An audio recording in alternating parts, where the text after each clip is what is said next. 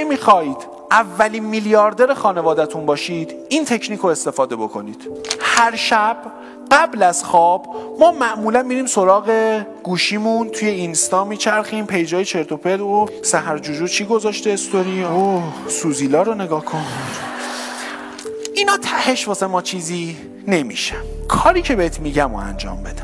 هر شب 10 دقیقه قبل از خواب برو تو سایت دیوار بچرخ و ببین چی دوست داری بخری و اون چیزایی که دوست داری بخری رو ببین، قیمتش رو ببین و دستت بیاد که اینا هول و هوش چیه. چند تا سود داره به طرز عجیب. اولین سودش اینه: 1.